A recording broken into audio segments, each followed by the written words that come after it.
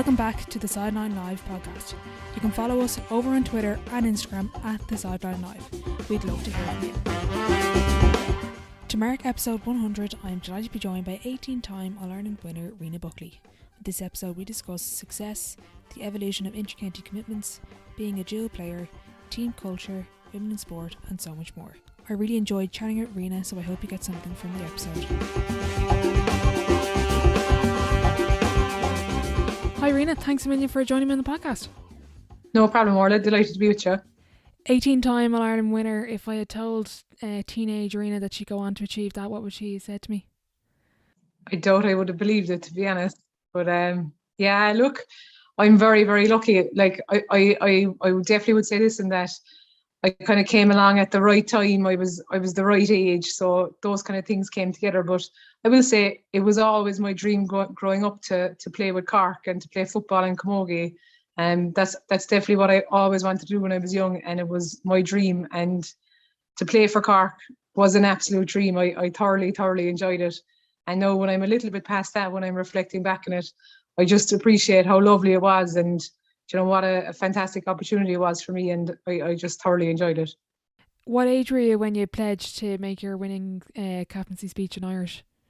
I know there was no exact pledge or anything like that, but I suppose when we were in primary school, we had our principal, and he used to always get us to practice, you know, to Anna, or when Corn saw Glacka, our son for, he used to always get us to practice it. So it was kind of an unsaid thing that if any of us ever got a chance to climb the steps, that we would certainly start it off as Gaeilge anyway, and look, you know, maybe continue it on and finish it off as Gaeilge as well. So that was a really special honour, and I was delighted I got the chance to do that.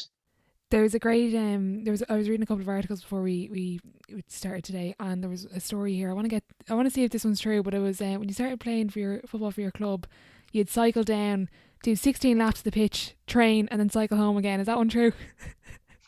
Yeah, that's true.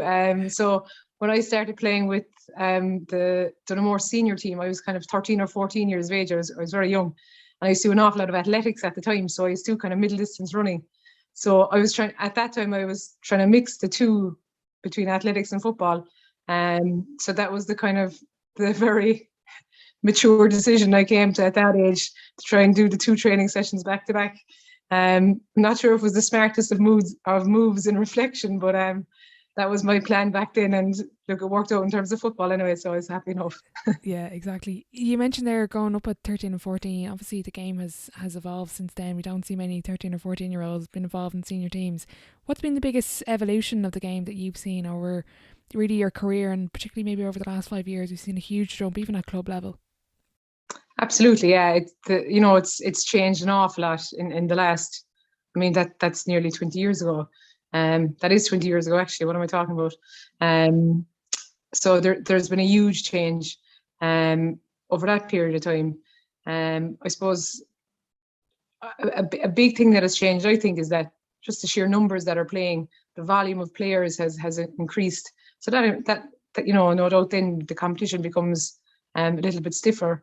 And then standards have increased hugely as well. So I suppose it was only kind of towards the middle or end of my career with Cork that, you know, strength and conditioning really became, you know, a thing that everybody kind of had to do.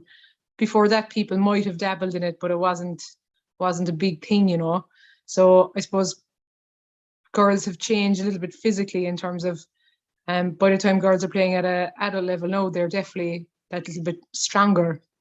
No, there's people that would argue because there's more time being put into strength and conditioning, there's less time being put into on-pitch work. So there is a bit of an argument there. Some of the teams are doing a little bit more strength and conditioning and a bit less kind of skills work on the field. So from a physical point of view, the game has changed hugely. I think as well, look, we are still behind in terms of media coverage and so on, but in terms of people knowing who the Cork Ladies team are, who they're playing, what the fixtures are, who their stiff opposition will be, who are favourites to win the All-Ireland, you know, that sort of kind of general knowledge among the public in terms of ladies sport has improved hugely. You know, it's getting a bit more coverage in the mainstream media, but it's getting a huge amount of coverage. And then, you know, podcasts like this are giving giving sport and women in sport huge coverage. And that's been a huge way that the ladies sports have managed to get into the general public, and that's been massive as well. So I think, so in summary, I think the two things that have changed the most is that physically probably players are in better condition, and there's much better public awareness of what's going on within ladies football and camogie and women's sport in general. Mm-hmm. You mentioned the standards, S&C commitment wise. Obviously you were a dual player. Do you think it's now still viable for dual players? Are we getting to that stage where it's kind of a breaking point for players that are trying to commit to both county panels at such an elite level at this point? Yeah, I definitely think it's going that direction. It's become a much more difficult situation compared to when I was playing. And even, often I'd have players ask me, when you were under 14, what did you do? When you were under 16, what did you do? And like when I was under 14, under 16, the season was much shorter. There was fewer sessions per week. There was possibly less games. So it was much easier to juggle two sports. Whereas nowadays the season is much longer. There's pre-seasons at underage. There's more sessions per week for underage teams, and possibly there's more games for the teams as well. So it's, there's only 7 days in the week. So it's just a little bit more difficult to juggle. And then I suppose when you move up to adult level, it's a prerequisite now for everybody to be participating in a strength and conditioning program. And again, that's going to take a couple of days out of your week. And that will affect your on-field skill work much more. Because I suppose it's just, again, there's only so many hours in the day and so many days in the week.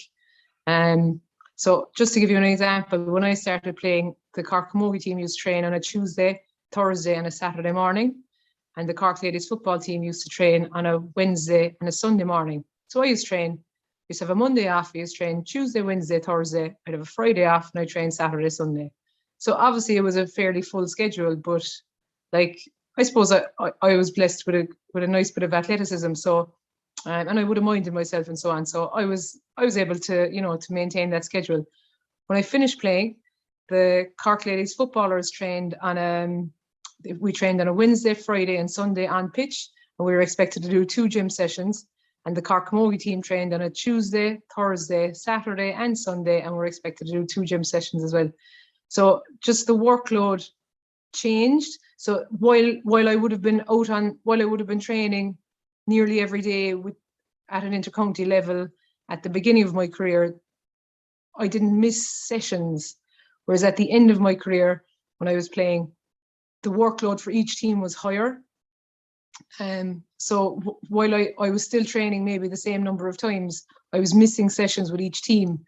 So it certainly became more difficult from a team perspective. And maybe a little bit more difficult for me to, as an older player in particular, to manage the recovery aspect of it as well.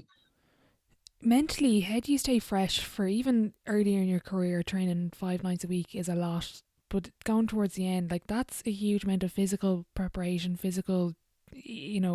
you're drained physically, but mentally, how do you stay switched on and so fresh going from session to session, gym session, pitch session, meetings, all of the things that now kind of come with being involved in the intercounty scene? Yeah, and again, like that's something I didn't touch on. So early on, there was very few meetings. There was the couple of hours at the end of training, and that was kind of it. Whereas towards the end, meetings became, a regular feature in the weekly schedule.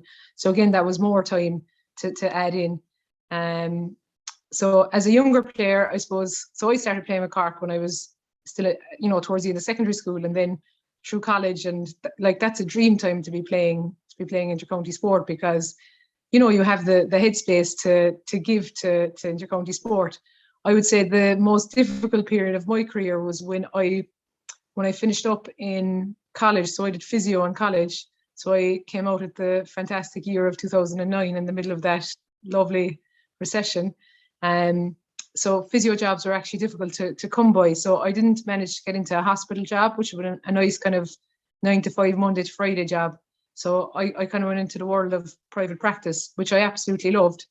But there was a lot of evening work and you're kind of thrown into the deep end a little bit. So I think there was a couple of years where I was kind of struggling to stay above water work-wise, and it required a lot of kind of time in terms of studying as well to try and keep up with what I was doing. There was a lot of evening work, and then that would have affected my sport big time. So it probably took me another couple of years after finishing college to get back on my feet again with the intercounty sport, particularly with the two games. And yeah, so I suppose, look, when you're working a full-time job, I used to find it very difficult, particularly when the job was stressful. But when I was in school and in college, you know, I was absolutely mad for it. I absolutely lived for it. I loved it. So I didn't find it too hard mentally. But certainly towards, you know, when I got out of that phase, when the rest of my life became much busier, then to have the headspace for the intercounty stuff on the two codes definitely proved much more of a challenge. Yeah. Why did you put yourself through that? Why did you want to play for Cork and try balance full-time work and everything that you just mentioned going on, and not only play for one of the Cork teams, but play for both? What was the thrill for you? Why did you want to play intercounty at both levels? Yeah, so I suppose I have always played both football and camogie, so, and I suppose I always wanted to do as well as I could in them, and I suppose I reached the standard that was required to play at intercounty level. So every year I'd have this little chat with myself, am I going to play the two this year? And sometimes at the end of the year you'd be drained and you'd be saying, God, next year I'm going to choose one definitely. But then it would come around to the start of the following year and you would be kind of assessing where you are, how you're feeling and what the year holds. And probably the last, how you are, how you're feeling, generally you're after a little bit of a rest and you're probably mad for action again. And then it was the last question, like what will the year hold? That was probably the one that always kind of steered me into what I did, because I was so lucky. I was on such excellent teams. There was a great chance of winning an All-Ireland on both teams. So that was an opportunity I really didn't want to give up. You know, it's an amazing experience to be on an All-Ireland winning team and to get to Croke Park and to experience all that. And, you know, when I knew I had the ability to do it, we were very lucky in terms of the management setups that we had. I knew that they would accommodate it. There was others always doing it. I was never on my own doing it. It was just an opportunity I just couldn't resist. Maybe a little bit of selfishness from my part, but like I just enjoyed it so much. I couldn't resist it really. Of all the medals you've won, can you describe what it's like to win your first All-Ireland? My first All-Ireland, so the first All-Ireland I won was the Camogie All-Ireland in 2005. So it was, what age was I? I think I was... You're 18 years, was it? I was 18. I was just after finishing my leaving cert. And it was kind of, I tell you what was going on in my mind at the time. So I had put down physio on my CAO, but I hadn't managed to get it. So I had started the week before in CIT, in chemical engineering actually. So that was, I think, the previous Tuesday. I think on the Wednesday we had our debs in school.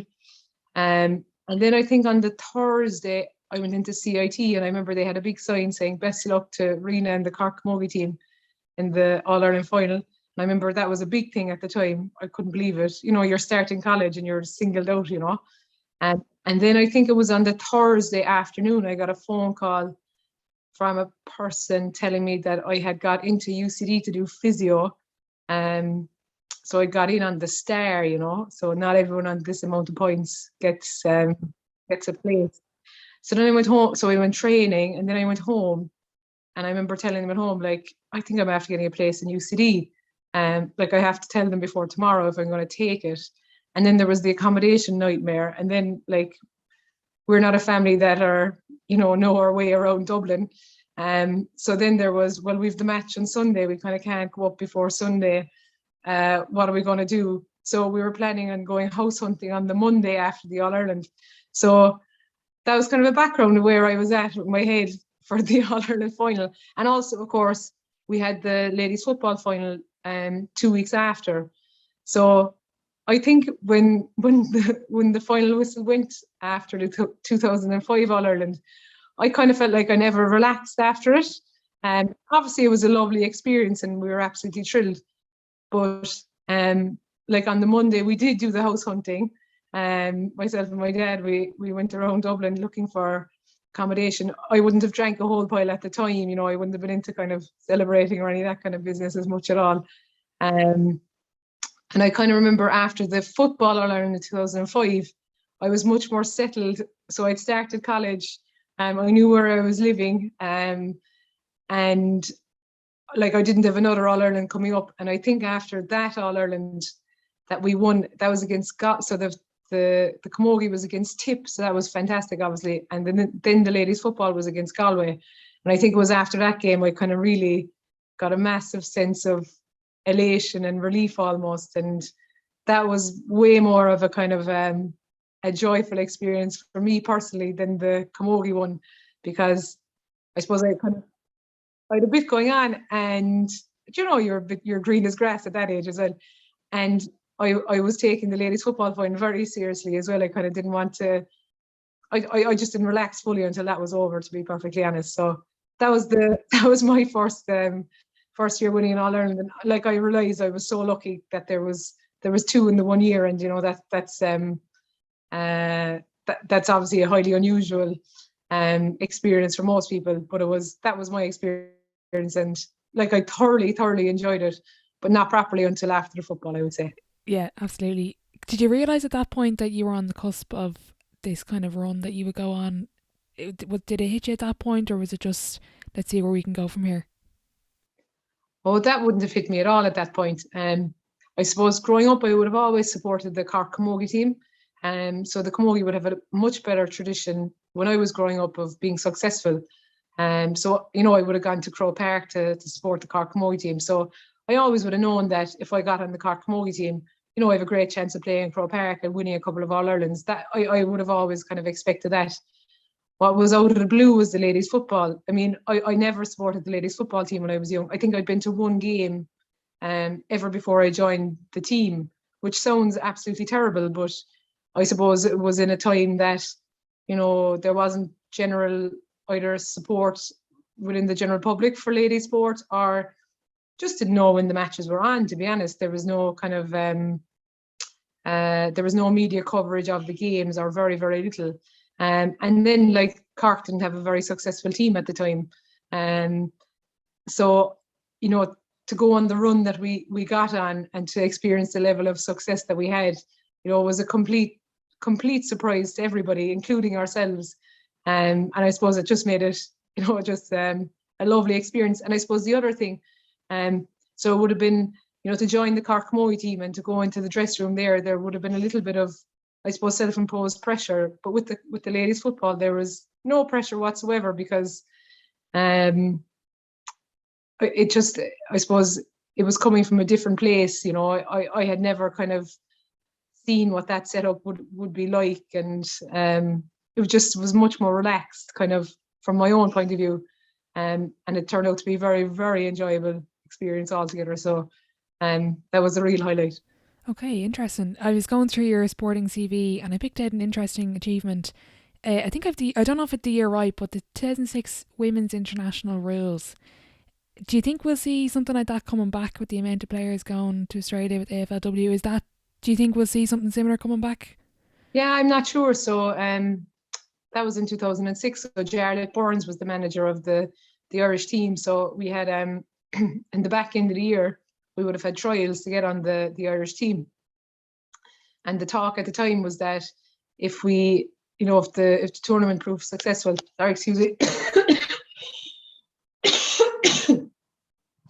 sorry. So if the tournament was successful, there might be a chance that the Irish team would go to Australia the following year.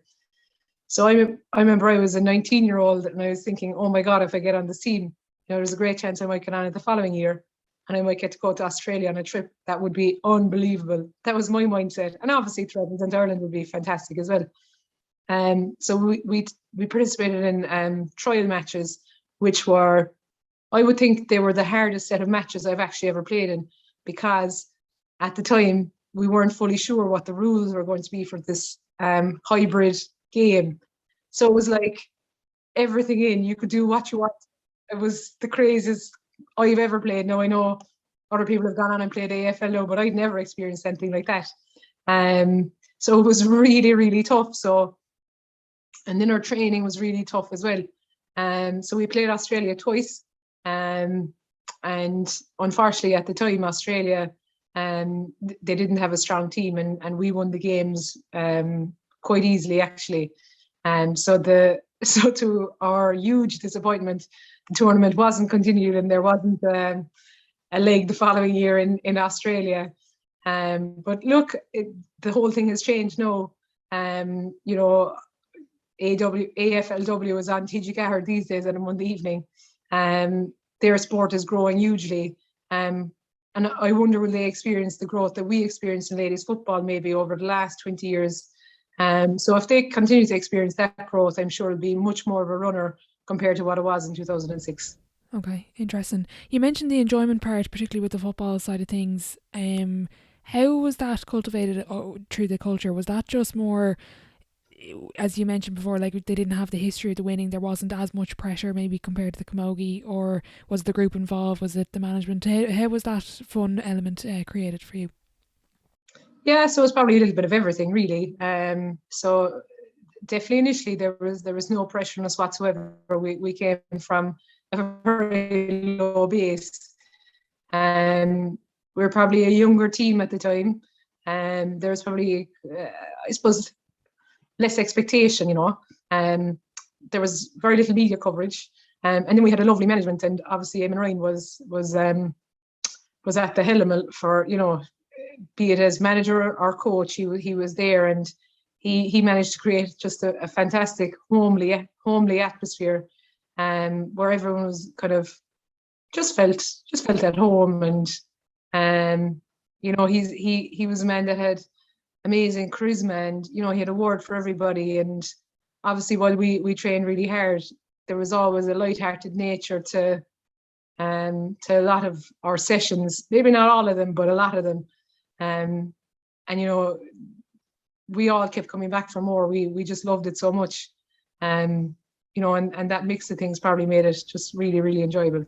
Mm-hmm. I was listening to one of your presentations at the GEA conference, I think it was 2015, and you said the management were always enthusiastic, they were never hard on us.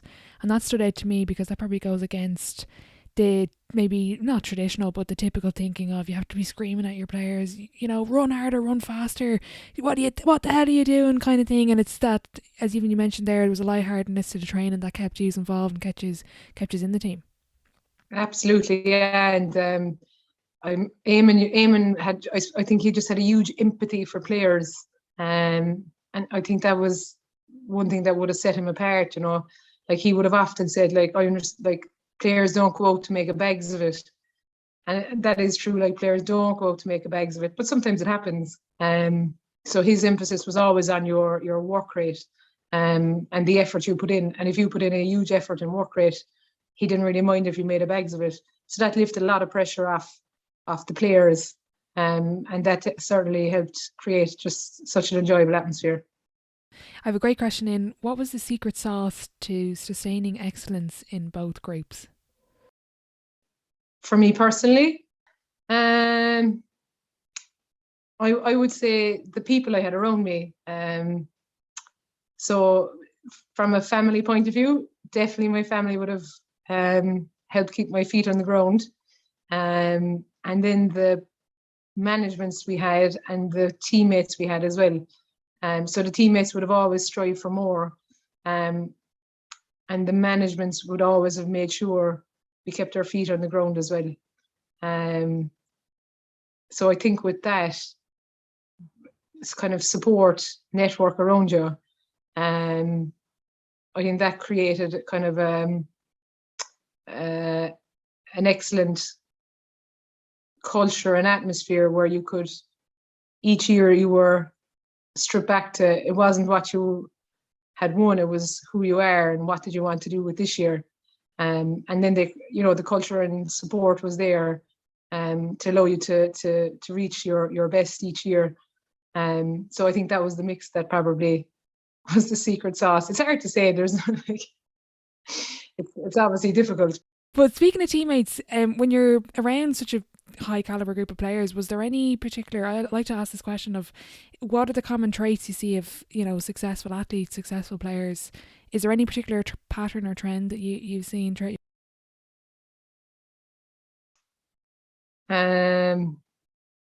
Successful athletes and successful players. Well, definitely I think really successful athletes and successful players are genuinely good people, you know. They don't have any notions about themselves or anything like that. They're genuinely good people, and with a huge work rate.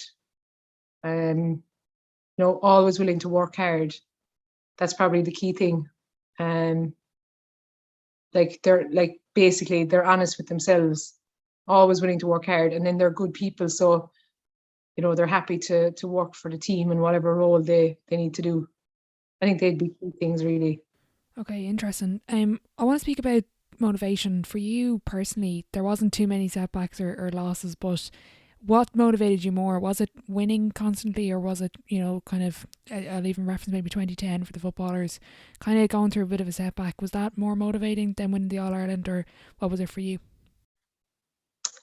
Yeah, for me it was, I definitely would obviously have enjoyed winning, but it would be to reach your potential and try and, you know, be the best you can be. That was probably more motivating. Anytime that we would have lost, that I would have felt we would have had the ability to win, that's hugely disappointing. Anytime we would have lost that I didn't think we had the ability to win, I mean, you get over that a lot faster. It's trying to reach your own potential, which isn't always the best, but trying to reach your own potential. That was what would have motivated me. And especially when you're part of excellent teams, to make sure that the team would reach their potential. And if that was good enough to win an All-Ireland, that was the big motivation. Okay, interesting, because something that's come up a few times on the podcast was kind of leaving the pitch with no regrets. And I remember Aoife McDermott said to me early on, I think it was episode 30, she said, Orla, as a high performer, you never leave the pitch with no regrets. You always think of, even when you win, maybe it's, I could have done this, could have done that. Was that something you experienced during your career? To a point, yes. Like always, I mean, well, kind of what I would say to that is like, it's sport, like, so, I mean, if you don't accept before you go on the field that you're going to make mistakes, I mean, you're gonna be killing yourself internally. So obviously, every game I've ever played, I've made mistakes, and I would have loved to have not, but that's a part of sport, and that's why sport is so enjoyable. I mean, watching games at the weekend there, even, you know, there was loads of mistakes made, and things happened I didn't expect to happen, and that's sport. That's why we all enjoy looking at sport, because it's unpredictable in nature. Mistakes happen, but as long as you do your best, I don't think there's much more you can ask. You might be disappointed that your best isn't the best. Obviously, that has happened loads of times. But if you do your best on a consistent level, you know, over a prolonged period, you kind of have to be content with that. It's a hard thing to swallow at times, but that's life, and that's more than just sport. That's life, you know. Yeah, that's a great answer. And where do you think you got that kind of view of sport from? Because, you know, some people, particularly when we were younger, I'm kind of thinking teenagers, you know, they really big it up to be this, you know, the most important thing ever. Geez, I lost this game. Where did you get that kind of outlook on sport? So I suppose, so my parents have been hugely supportive, obviously, down through all the years, but they actually don't really come from a sporting background themselves. So there was always that kind of understanding that, you know, sport is lovely, it's great to be part of, but it's not the be all and end all. So that'd be definitely one part of where it came from. So that's, I suppose, my parents, there would have been a huge influence on education and so on at home as well. You know, it wasn't all about just doing well in sport. You know, they would have liked us to do our best at whatever it was we were doing, you know, and same at work and so on, and your relationships. But I suppose Eamon Ryan would have really hammered it home then. And when Eamon would have talked to us about sport, he would have always said, you know, it's the same in football, it's the same in any sport. And he'd say it's the same in school, it's the same in your career, same in your relationships. You know, you have to put the effort in. You have to work hard. You have to do your best. But if we lost the game, or if things didn't go well, and if we did do our best, he'd kind of just laugh it off, and he'd say, "Come here to me. There's hospitals full of sick children. This is only a football match. Don't worry about it." So he had this huge expectation that we put in a huge effort and dedicate ourselves and apply ourselves very, very well. But then if we did do that and things didn't go well, you know, move on.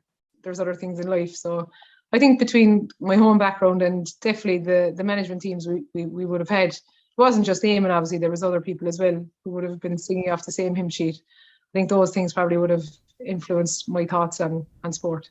Okay, brilliant. Speaking of work ethic, I just want to reference the 2014 Ireland football final. I think you said before, one of probably the most satisfying wins you had. What's going through your mind before you make the dramatic comeback?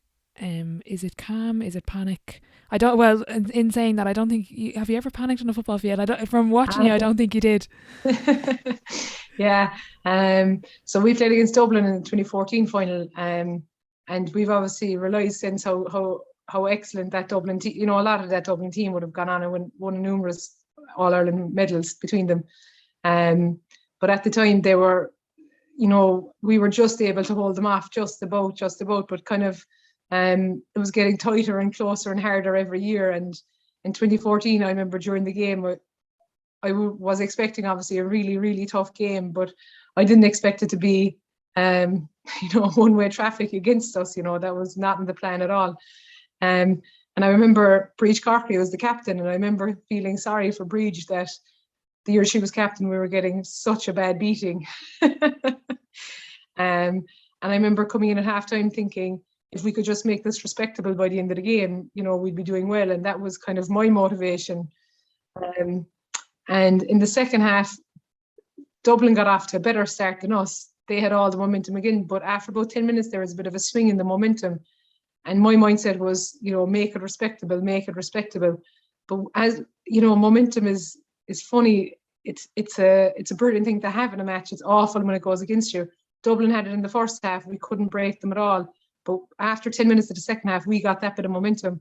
And initially my mindset was make it respectable. But actually, you know, particularly in ladies football, the clock is so, it's so accurate.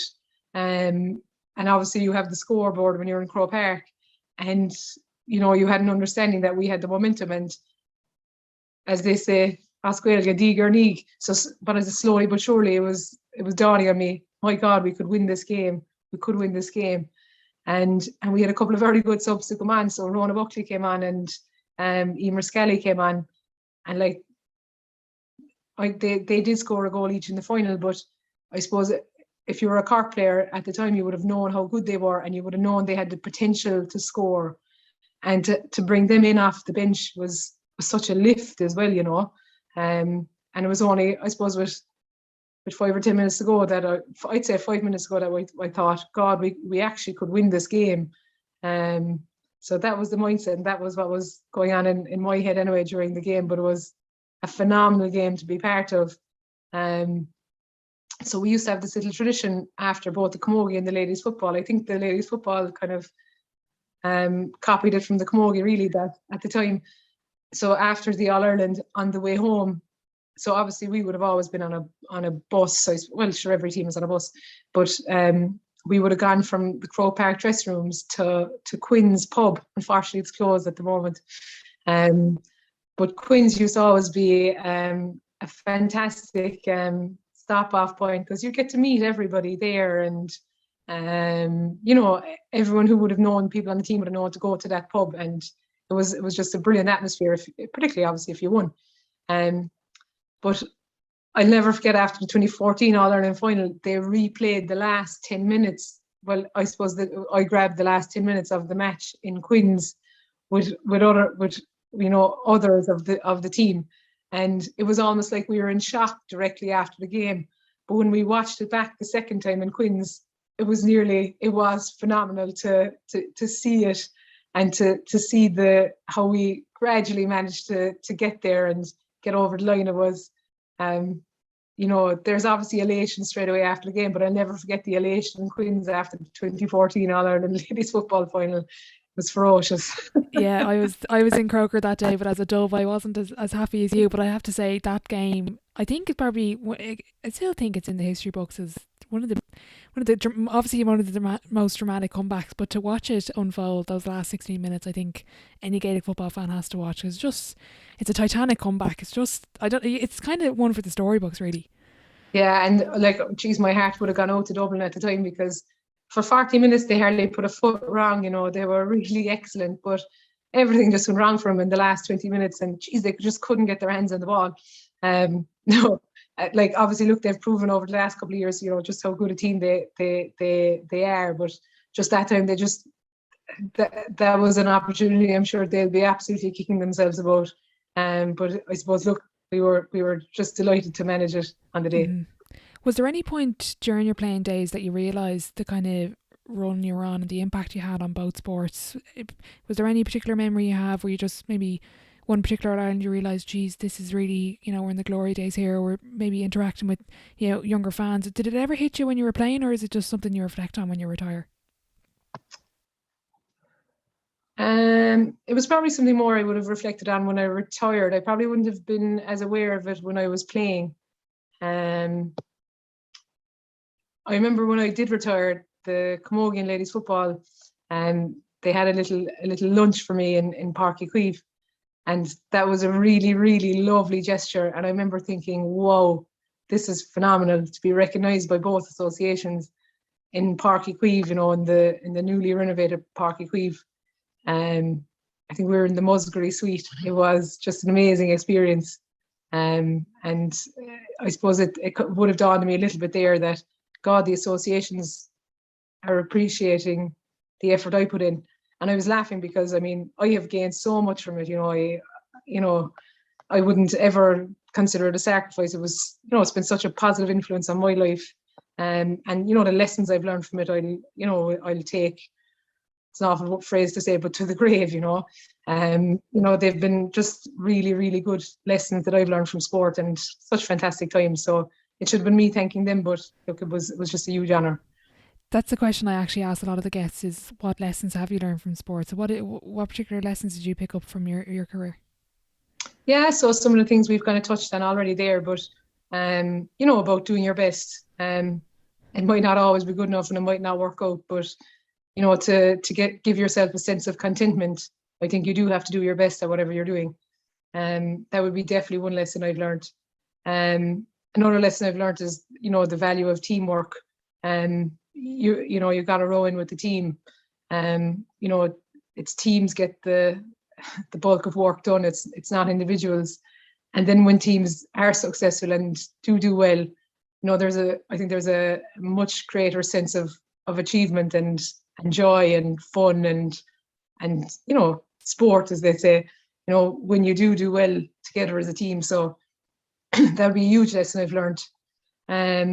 You learn lots of things about yourself, about when the going gets tough, how, you learn a little bit about mental strength and resilience and all that business.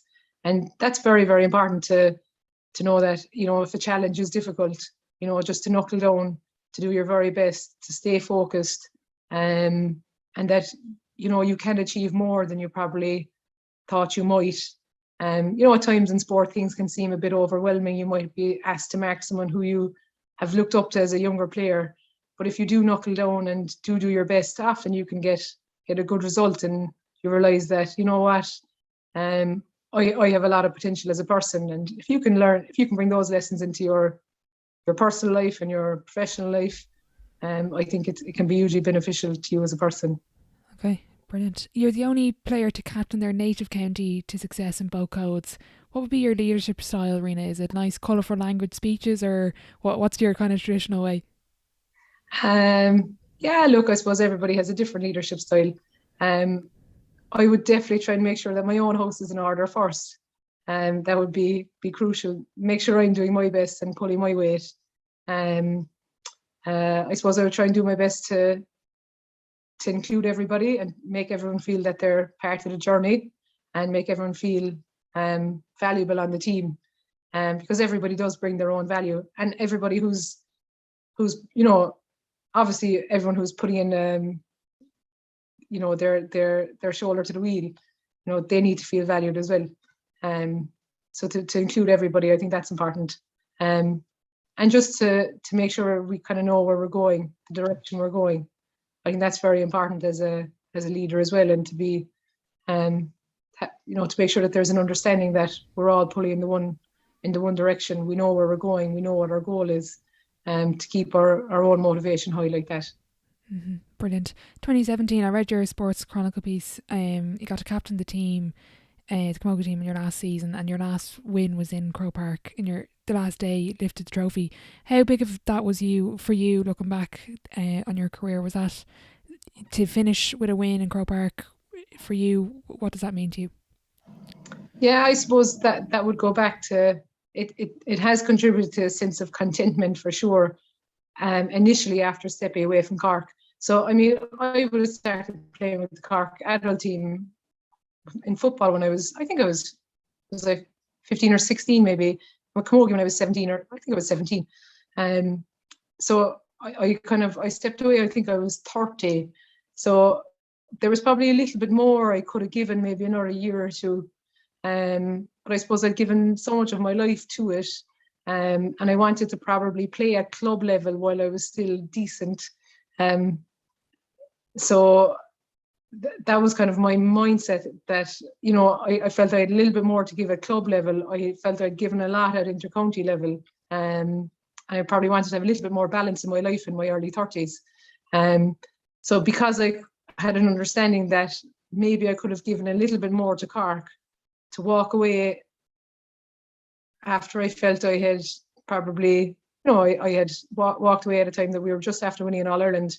That probably gave me personally a little bit more contentment with my decision. No, what year we know? Is it 5 years on? No, it doesn't make a whole pile of difference to me. No, but for the initial year or two, it probably was important to me.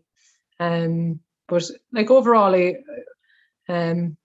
you're never fully happy with sport. You've always made mistakes and you always feel like you could have done better. But generally, I do feel like I've given my best to it. I thoroughly enjoyed it when I was there. I've made great friends from it. And it was an amazing experience. And I have been content in terms of walking away from it.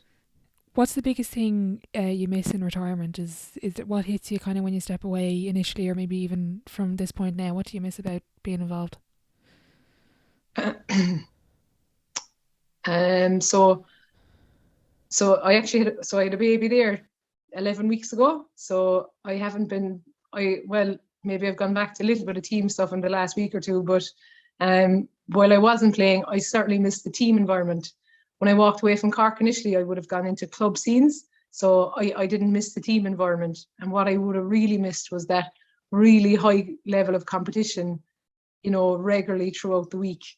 To be training at a really high level and to be pushing yourself constantly, with a really high level of training, and obviously the games being really competitive as well.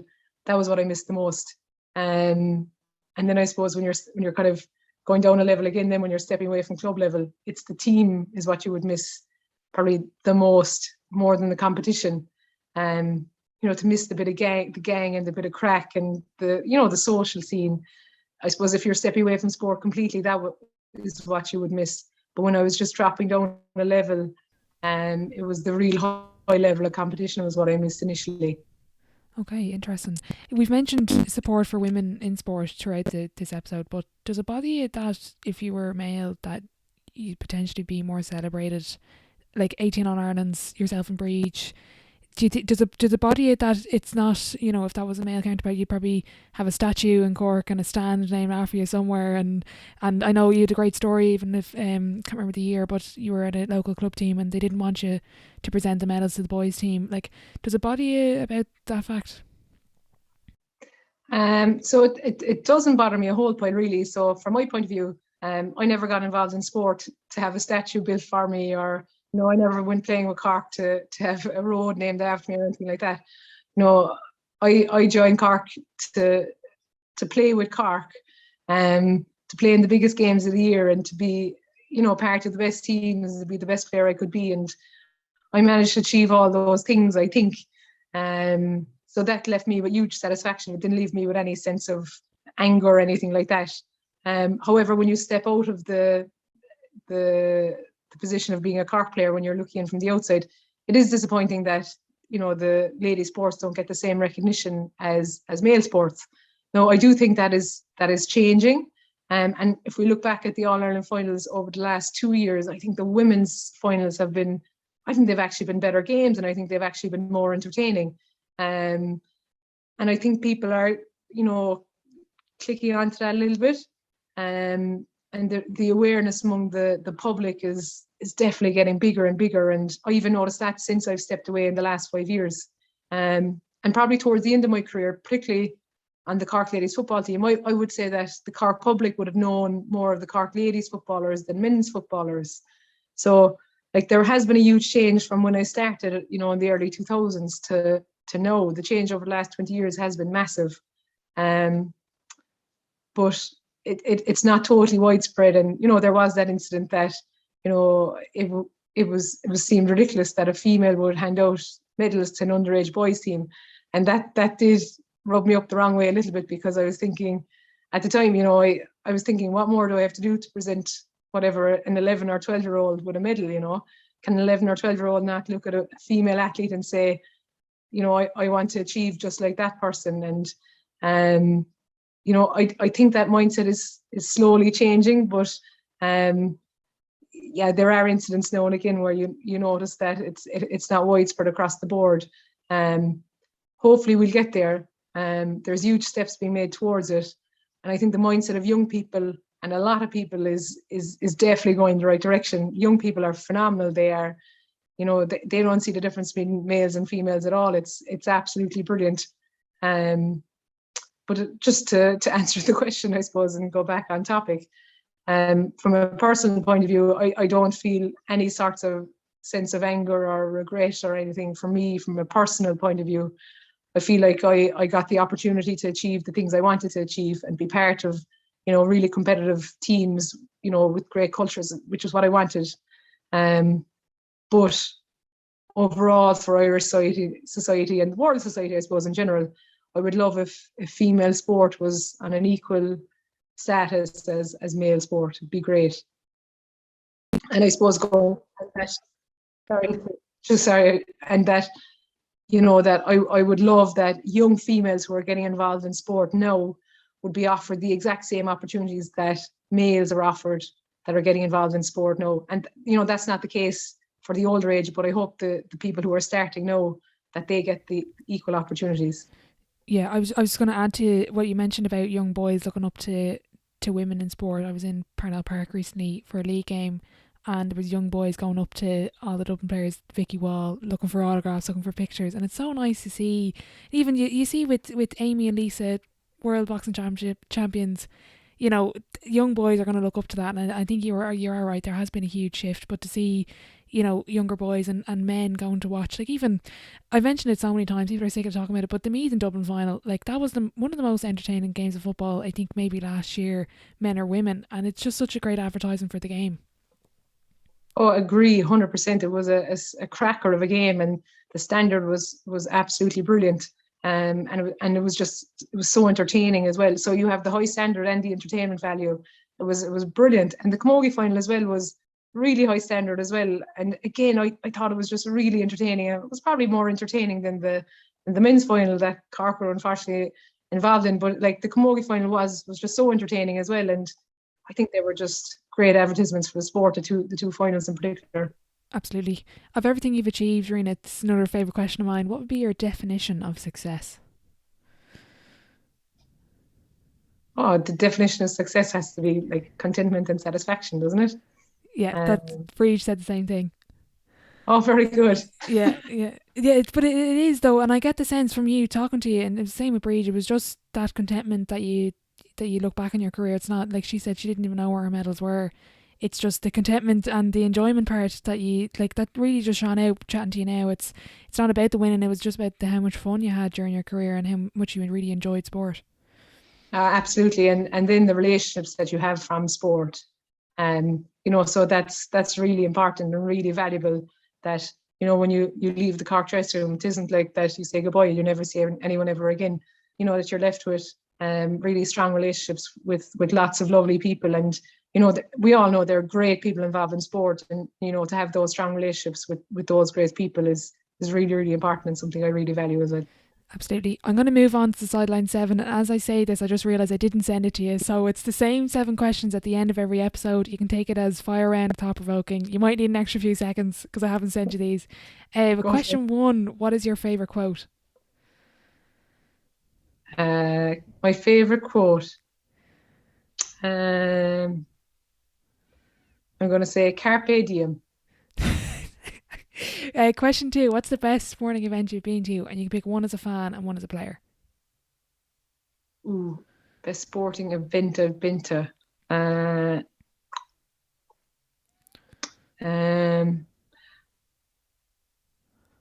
went to see an American football game. It was the Chicago Bears against the Vikings in 2018, and it was just really, really enjoyable. It's like a show. Oh my God, like a show. Really enjoyed it. Really, really good. And then the best sporting event as a player, this is probably left field, but we won a club Camogie final in 2010, and it was in a replay, and basically I scored a last minute goal. So I'm not a forward, like I never score, but my God. It is some thrill to score in a game. And you get a last minute goal to win you the game is just phenomenal. So it was also our first time we ever won a county championship. It was, oh my God, seventh heaven. It was phenomenal. Brilliant. Question 3, what's been the biggest setback or challenge that you faced in your career, and how did you react to it? So the biggest setback or challenge, so it would be that time that I was talking about earlier on in the chat. So when I was trying to probably juggle playing football, playing camogie, and working in private practice and physio as a young physio, that was probably the most difficult period for me. How did I manage it? And I probably missed a bit of training as well, and fitness probably dropped, form dipped, wasn't playing well. So I remember, I think it was in, what year was it? Maybe 2013 or so.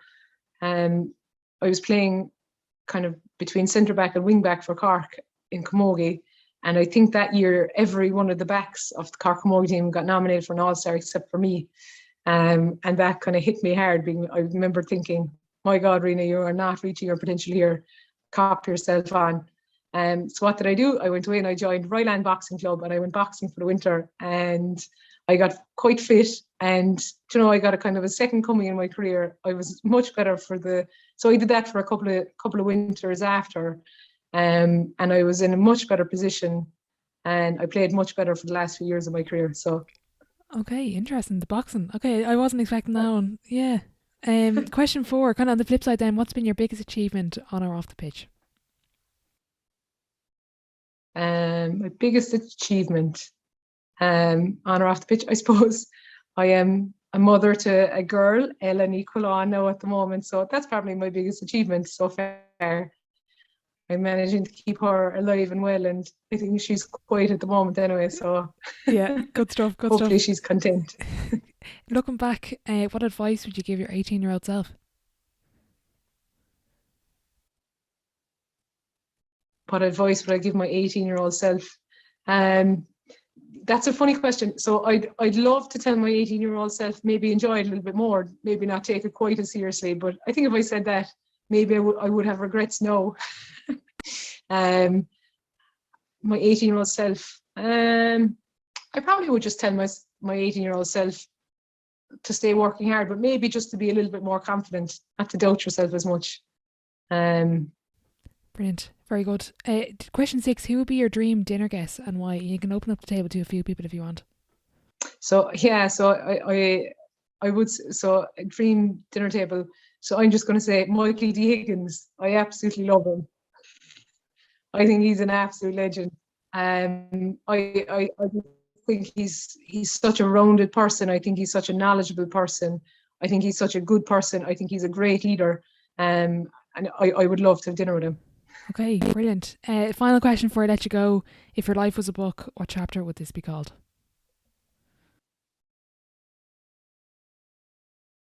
My life was a book. The cruising years. The cruising years. Love it. Yeah, Reena, thanks so much for joining me on the podcast. I just want to wish you the very best of luck with everything on and off, with the family, with everything in sport and beyond. And thanks again for your time. Orla, thanks very much. It was a pleasure. A massive thank you to Reena for joining me on the podcast today. What a guest to mark our 100th episode. She is one of the most decorated Gaelic Games players of all time. A massive thank you for all your support to date. I can't believe we have hit episode 100. Please do leave a rating and a review wherever you listen to your podcast, as it does help the show grow. I'm really looking forward to the next 100 episodes. As always, thank you for listening.